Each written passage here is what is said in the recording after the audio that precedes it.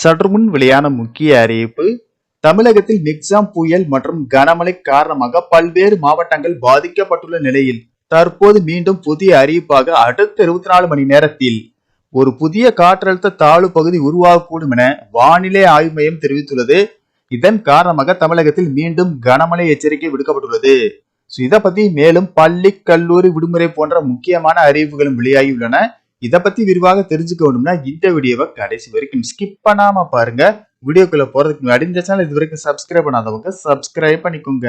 தென்கிழக்கு அரபிக்கடல் மற்றும் அதனை ஒட்டிய மாலத்தீவு பகுதிகளில் வளிமண்டல கீழடுக்கு சுழற்சி நிலவுகிறது. இது அடுத்த 24 மணி நேரத்தில் அதே பகுதிகளில் காற்றழுத்த தாழ்வு பகுதியாக நிலவக்கூடும். இதன் காரணமாக தமிழகத்தில் ஒரு சில இடங்களிலும் புதுவை மற்றும் காரைக்கால் பகுதிகளிலும் இடி மின்னலுடன் கூடிய லேசானது முதல் மிதமான மழை பெய்யக்கூடும்.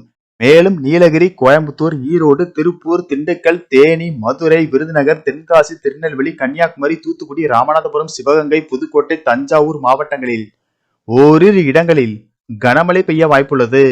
மேலும் இன்று அடுத்த 3 மணி நேரத்தில் சென்னை, செங்கல்பட்டு, காஞ்சிபுரம், கடலூர், விழுப்புரம், பெரம்பலூர், தஞ்சாவூர், திருவாரூர், மதுரை, ராமநாதபுரம், சிவகங்கை, திருநெல்வேலி, தூத்துக்குடி, தென்காசி ஆகிய மாவட்டங்களில் இடி மின்னலுடன் கூடிய லேசானது முதல் மிதமான மழை பெய்யக்கூடும் என வானிலை ஆய்வு மையம் தெரிவித்துள்ளது.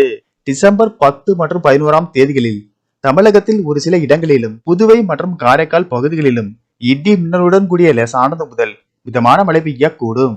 மேலும் மிக்ஜாம் புயல் மற்றும் கனமழை காரணமாக சென்னை, செங்கல்பட்டு, காஞ்சிபுரம், திருவள்ளூர் ஆகிய மாவட்டங்களில் பள்ளி கல்லூரிகளுக்கு தொடர் விடுமுறை விடப்பட்டுள்ள நிலையில் வருகிற திங்கட்கிழமை அனைத்து பள்ளி மற்றும் கல்லூரிகள் திறக்கப்படும் என தெரிவிக்கப்பட்டுள்ளது.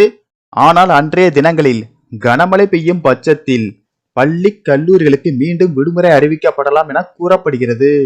மேலும் அடுத்த 24 மணி நேரத்தில் ஒரு புதிய காற்றழுத்த தாழ்வு மண்டலம் உருவாகக்கூடும் என்பதால் தமிழகத்தில் மீண்டும் பல மாவட்டங்களில் கனமழை பெய்யக்கூடும் என வானிலை ஆய்வு மையம் தெரிவித்துள்ளது.